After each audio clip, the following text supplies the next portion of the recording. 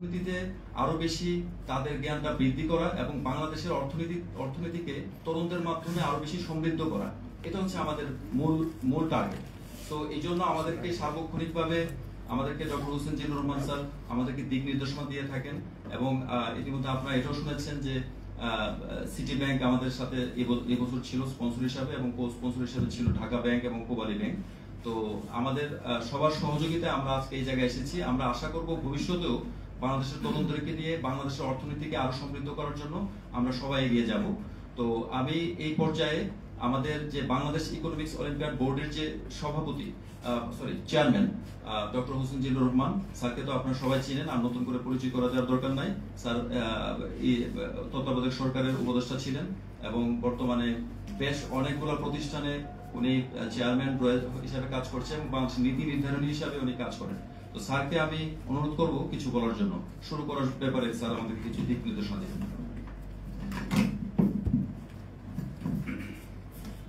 আসসালামু আলাইকুম, শুভ সকাল। আজকে 16 জুলাই। এই 16 জুলাইয়ের গভীর যে একটা গুরুত্ব আছে আমাদের বাংলাদেশের নতুন যাত্রায় আমরা যে স্বপ্নগুলো দেখছি,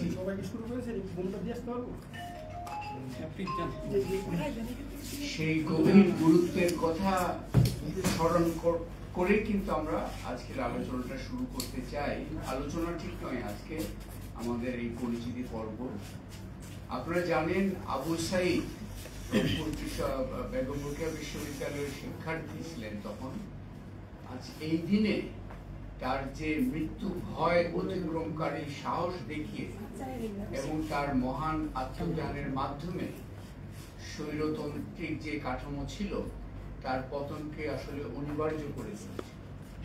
আবু সাইদের এবং যারা প্রতিযোগী তাদেরকে আমি অনুরোধ করব এই দিবস সম্বন্ধে আরো গভীরভাবে অনুধাবন করেন। আবু সাইদের আত্মত্যাগ কিন্তু এই যে পরিবর্তনের যে ধারা হয়েছিল সেটাকে কিন্তু বেগবান করতে সবচেয়ে বড় ভূমিকা রেখেছিল, যার স্বীকৃতি স্বরূপ আজকে রাষ্ট্র থেকে এটাকে জুলাই শহীদ দিবস হিসাবে পালন করা হচ্ছে। এবং আমি অনুরোধ করব আমাদের কার্যক্রম শুরুর আগেই আমরা আবু সাইদের আত্মার প্রতি শ্রদ্ধা জানিয়ে আমরা দাঁড়িয়ে 1 মিনিট নীরবতা পালন করি।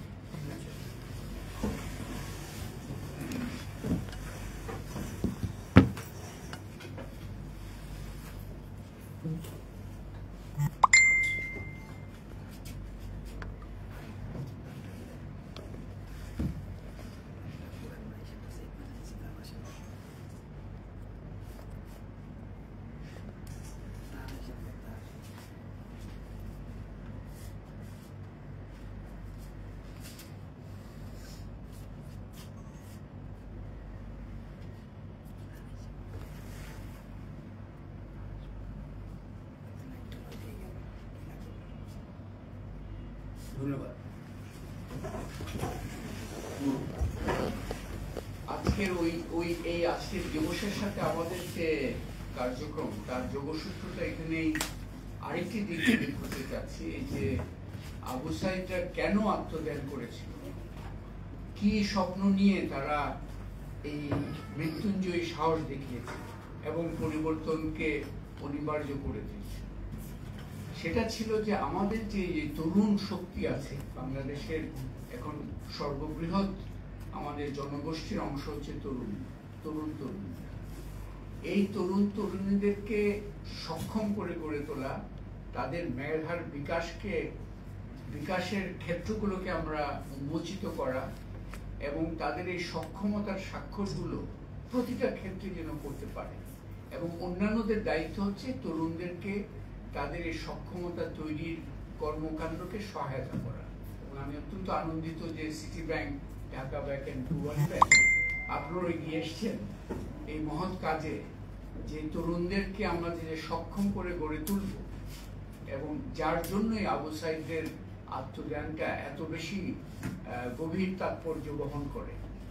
সো আজকে যে ইকোনমিক্স অলিম্পিয়াড, আপনারা গণিত অলিম্পিয়াডের কথা শুনেছেন, রোবোটিক্সের কথা ইত্যাদি শুনেছেন। আজকে বিশ্বে হচ্ছে প্রতিযোগিতার একটা বিশ্ব, সক্ষমতার একটা বিশ্ব, মেধার বিকাশের একটা বিশ্ব। সেখানে আমরা যেটা দেখতে পাচ্ছি যে এই ইকোনমিক্স অলিম্পিয়াডের বিষয়টা হচ্ছে মূলত ওরা কিন্তু হচ্ছে কলেজ পর্যায়ে, স্কুল কলেজ পর্যায়ের ছাত্র ছাত্রীরা। তাদের মধ্যে অর্থনীতির যে বিষয়টা আমরা জানি যে খুবই গুরুত্বপূর্ণ একটা বিষয় অর্থনীতি। অর্থনীতি কিন্তু শুধুমাত্র এক্সপার্টদের বিষয় না, এটা সার্বিকভাবে, যেমন ব্যবসায়িক বিশ্লেষণ, আমাদের যেটাকে আমরা বলি ফাইন্যান্সিয়াল লিটারেসি বা মানে আমরা সাক্ষরতার নানা অর্থ আছে, তো এই যে অর্থের বিষয়ে আমরা কিভাবে নিজেদেরকে আরো স্বাক্ষর করে তুলব, এগুলো কিন্তু অত্যন্ত গুরুত্বপূর্ণ। এবং অর্থনৈতিক চিন্তা ভাবনাগুলো, দেশকে যে আমরা উন্নত করতে চাই, এইসব বিষয়ে কিন্তু ইকোনমিক্স অলিম্পিয়াডটা একটা বড় ভূমিকা রাখছে। এবং ইকোনমিক্স অলিম্পিয়াডের যে আলামিন, উনি আমাদের কার্যকর কমিটির প্রধান, এবং মনসুর যে আমাদেরকে করছেন, সহায়তা করছেন, তারা কিন্তু সার্বক্ষণিক প্রচেষ্টা হচ্ছে এই ইকোনমিক্স অলিম্পিয়াডটাকে গণিত অলিম্পিয়াডের মতো ইকুয়ালি একটা পপুলার বিষয় হিসেবে গড়ে তোলা। কারণ এটাকে আমরা দেখতে পাচ্ছি যে আমাদের এই সক্ষমতাটা, বিশেষ করে অর্থনীতি বিষয়ক চিন্তা ভাবনাগুলোকে, ফাইন্যান্সিয়াল লিটারেসি থেকে শুরু করে এগুলোকে খুব সার্বিকভাবে সবার মধ্যে সক্ষমতা গড়ে তোলাটা খুব জরুরি। একই সাথে আমরা এটাও জানি যে বাংলাদেশে এই যে স্বৈরতন্ত্রের যে কাঠামো ছিল, তখন তার একটা অন্যতম ঘাটতি ছিল যে মেধার অবমূল্যায়ন। মেধাকে কিন্তু কোনো ধরনের করতো না। তখন হচ্ছে যে কানেকশন ইত্যাদির মাধ্যমে আমরা এখানে অত্যন্ত প্রতিযোগিতাপূর্ণ একটা প্রক্রিয়ার মাধ্যমে কিন্তু আজকের এই 5 জনকে আমরা বাছাই করেছি। ওনারা বলেছেন আমরা বিশাল একটা গোষ্ঠীর কাছে গেছি, 20,000 জন রেজিস্টার ছিল, তার থেকে পর্যায়ক্রমে, এবং ঢাকা চট্টগ্রাম 2 জায়গায় পরীক্ষা আরো হয়েছিল, পর্যায়ক্রমে এই 5 জন। তো এটাও একটা খুবই গুরুত্বপূর্ণ বিষয় যে মেধার মূল্যায়নটাও সুষ্ঠু প্রতিযোগিতায়, প্রক্রিয়ার যে একটা সুষ্ঠু প্রক্রিয়ার যে গুরুত্ব, এটাও কিন্তু খুব এরা কিন্তু আমাদের পরিচিত কেউ না, এরা প্রতিযোগিতার মাধ্যমে, স্বদক্ষতার মাধ্যমে কিন্তু আজকে এখানে উপস্থিত হয়েছে। আমাদের কোনো আমাদের পরিচিতি সূত্র ধরে কিন্তু এখানে আসেনি। এটা খুব গুরুত্বপূর্ণ। এবং আজকে আপনারা জানেন যে এটা প্রতি বছরই হয়, 2025-এ এটা বাংলাদেশ ইকোনমিক্স অলিম্পিয়াড আন্তর্জাতিক ইকোনমিক্স অলিম্পিয়াডের একটা অংশ, এবং সেটার একটা আন্তর্জাতিক প্রতিযোগিতা হয়, বিভিন্ন দেশে হয়। আপনি শুনেছেন আলামিন থেকে, আগে হংকংয়ে হয়েছিল, অন্যান্য দেশে হয়েছে, এবছর আজারবাইজান বাকুতে হতে যাচ্ছে। এবং আমরা এখানে যেটা আশা করছি যে এবারও আমাদেরকে এই প্রতিযোগীরা খুবই মুখিয়ে আছে তাদের প্রতিভার স্বাক্ষর রাখার জন্য এবং বাংলাদেশের জন্য গৌরব নিয়ে আসার জন্য চেষ্টা করবে। আমরা অবশ্যই একই সাথে আমরা ওদেরকেও স্মরণ করতে চাই যারা অংশগ্রহণ করেছিল। কারণ অনেক সময় আমরা দেখি যে আমরা শুধুমাত্র এই ট্যালেন্ট হান্ট করি, কিন্তু আসলে আমাদের মূল কাজ হচ্ছে ট্যালেন্ট প্রমোশন। আমরা হয়তো 5 জন আজকে এখানে আসছে, কিন্তু যারা কৃতকার্য মানে এখানে আসেনি তাদের কথা আমাদের স্মরণ করতে হবে। এখানে অনেক কয়েকজন আছে যারা অ্যাকচুয়ালি গত বছরও চেষ্টা করেছিল, হয়নি, এই বছর তারা এসছে। এই যে ট্যালেন্ট প্রমোশন, এটা কিন্তু একটা খুব গুরুত্ব। আমাদের প্রক্রিয়াগতভাবে এই চিন্তাগুলো আমাদের মধ্যে আছে। আমরা শুধুমাত্র এই 5 জনকে নিয়ে আমরা যাচ্ছি বটে, কিন্তু আমাদের দৃষ্টি কিন্তু সেই 20,000 এবং যাদের কাছে আমরা গিয়েছিলাম, আমরা চট্টগ্রামে এই বছর গেছিলাম, আগামীতে আরো আঞ্চলিক পর্যায়ে এবং গ্রামীণ ছাত্রছাত্রীও যেন এই সুযোগগুলো পায়, শুধুমাত্র ঢাকার এবং এলিট কোনো গ্রুপের নয়, এটা সার্বিকভাবে সব জায়গায় যেন। আবু সাইদ যেমন আপনারা জানেন যে সেই রংপুর অঞ্চলের একটা, সেখান থেকেই সেই সাহসের সূত্রপাতটা করেছিল। তো আজকে আমরা আমরা যেটা বলছি যে আগামী 20 থেকে 29 জুলাই আজারবাইজানের বাকুতে এই আন্তর্জাতিক প্রতিযোগিতা অনুষ্ঠিত হবে। আমরা এই 63টা দেশ থেকে নির্বাচিত, তাদের মতো নির্বাচিত প্রতিযোগীরা সেখানে অংশগ্রহণ করবেন। আমাদের 5 জন শিক্ষার্থী এইবারে আমরা প্রক্রিয়ার মাধ্যমে, যেটা বললাম, তাদেরকে আমরা নির্বাচিত করেছি যে তারাই সর্বশ্রেষ্ঠ এইবারে আমাদের এই প্রতিযোগিতায় অংশগ্রহণ করার। আমি একে একে তাদের পরিচয় তোমরা একটু বললে, তারপরে একটু বললে, তারপরে একে একে পিছনে। প্রথমে আমি নাম ডাকছি ফাবিহা মুস্তাকিমা নিহা। সে হচ্ছে মানারত ঢাকা ইন্টারন্যাশনাল স্কুল থেকে প্রতিযোগিতায় অংশগ্রহণ করেছিল। দ্বিতীয় হচ্ছে আফফান চৌধুরী, একাডেমি স্কুল।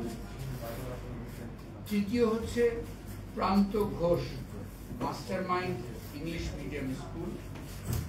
চতুর্থ, এবং এই চতুর্থ বলতে কিন্তু এটা কোনো ইয়ে নয়, মেরিট লিস্ট, এরা 5 জনেই সম পরিমাণে ইয়ে। 4 নম্বর নাম হচ্ছে Souhardya Sopan Singha, master mind English medium school. এবং 5ম নাম এখানে হচ্ছে Suha Ahsan, master mind English medium school. আপনারা দেখছেন যে এখানে একটি স্কুল বেশ ভালো ইয়ে রাখছে। আমরা চেষ্টা করবো হয়তো ভবিষ্যতে আরো বেশি করে এই অন্যান্য স্কুলগুলো সামনে চলে আসতে পারবে। এবং আমাদের এই প্রতিযোগীদেরকে সহায়তা করার জন্য আপনারা শুনেছেন যে আমরা কিন্তু সিলেক্ট করার পরে ঢাকা এসে কিন্তু তাদেরকে একটা নিবিড় প্রশিক্ষণ দিচ্ছি, যাতে করে আমরা তারা আরো ভালো করতে পারে। এবং এই দলটির সার্বিক তত্ত্বাবধান যারা দলনেতা হিসেবে যাবেন হচ্ছেন আলামিন পারভেজ, উনি হচ্ছেন সভাপতি নির্বাহী কমিটি। এবং দ্বিতীয় হচ্ছে আমাদের আলামিন প্রধান, এবং মানসুরুল হক, উনি হচ্ছেন আমাদের ব্র্যান্ড অ্যাম্বাসেডর। এনারা আগামী আশা করি আজারবাইজানের উদ্দেশ্যে তারা ঢাকা ত্যাগ করতে পারবেন। আমাদের প্রক্রিয়ার মধ্যে আছে যে আমাদের যাওয়ার যে আনুষ্ঠানিকতা আছে, ভিসা ইত্যাদি, সেগুলো প্রক্রিয়ার মধ্যে আছে। আমরা আশা করি এই কেন এই বাংলাদেশ ইকোনমিক্স অলিম্পিয়াডের উদ্দেশ্য কি ইত্যাদি অলরেডি আর বলেছি, এগুলো আর বলার দরকার নেই। আমাদের আপনাদের সবার থেকে আমরা এই যে প্রতিযোগিতা, তরুণ তরুণীদেরকে প্রতি আমাদের আপনাদের সবার সহযোগিতা, সমর্থন এবং দোয়া আমরা কামনা করছি, যাতে করে তারা তাদের স্ব মেধার স্বাক্ষর রাখতে পারবে। এবং যেই উদ্দেশ্যে আবু সাইদের মতো মৃত্যুঞ্জয়ী সাহস দেখানো যারা আত্মদান করেছে, যে একটা সক্ষম দক্ষ জনগোষ্ঠীর বাংলাদেশ গড়ে উঠবে, সেই লক্ষ্যে তারা যেন এই একটা পদক্ষেপের দিকে তারা তাদের প্রতিভার স্বাক্ষর রেখে আমাদেরকে বাংলাদেশের মুখ আরো উজ্জ্বল করবে। আমি আমাদের যে 5 জন প্রতিযোগী তাদের প্রতি আমার তরফ থেকে, আমাদের যারা দলনেতা আছেন তাদের তরফ থেকে আমাদের আন্তরিক অভিনন্দন এবং শুভেচ্ছা জানাচ্ছি। তারা নির্ভয়ে এবং যে প্রতিযোগিতার যে নিয়ম কানুন ইত্যাদি পুরোপুরি পালন করে তারা এই প্রতিযোগিতায় তাদের প্রতিভার স্বাক্ষর রাখছে।